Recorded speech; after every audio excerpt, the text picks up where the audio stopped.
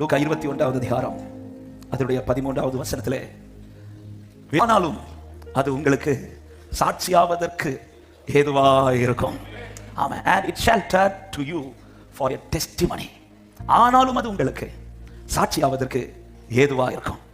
எது?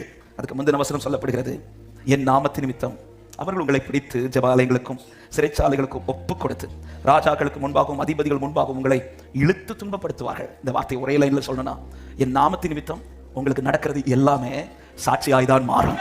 எத்தனை பேர் விசுவாசித்த சத்தமாய் ஆமென் சொல்றீங்க?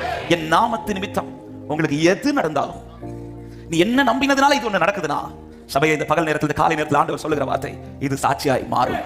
எத்தனை பேர் இந்த காலை நேரத்தில் நம்புகிறீர்கள்? என் தேவன் அனுமதித்தது அத்தனையும் எனக்கு சாட்சியாய் மாற போகிறது என்று விசுவாசிக்கிறவங்க சத்தமாய் ஆமென் என்று சொல்லுங்க பார்க்கலாம்.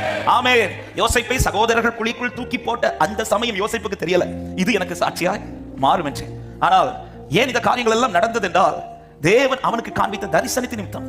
தானாகவே ஒரு சொப்பனத்தை பார்த்து தானாகவே ஏதோ யோசிச்சு சொன்னதினால் அல்ல யோசிப்பு இதெல்லாம் பார்ப்பது.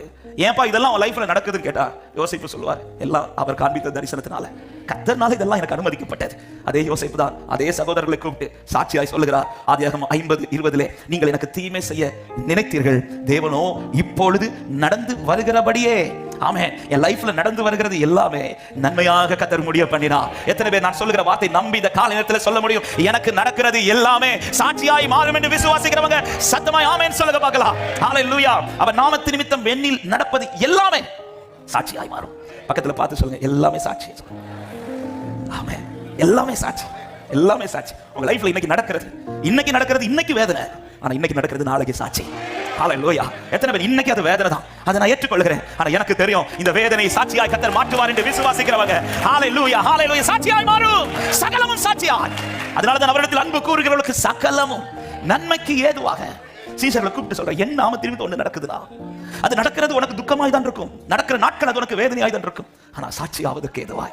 ஒரு விஷயத்தை கர்த்தர்களை சந்திக்க வைக்கும் போது புரிஞ்சுக்கோங்க, இதை தான் நாளைக்கு சாட்சியா பேச போறேன், இதை தான் சாட்சியா பேச போறேன். சில துக்கத்தை பார்க்கும்போது புரிஞ்சுக்கோங்க, இந்த துக்கம் தான் நாளைக்கு சாட்சியாய் மாற போகிறேன். எத்தனை இன்னைக்கு சந்திக்கிற சூழ்நிலைகள் நாளைக்கு என்னுடைய சாட்சி என்று விசுவாசிக்கிறவங்க ஹalleluya, அவர் திக்கற்றவர்களாய் விட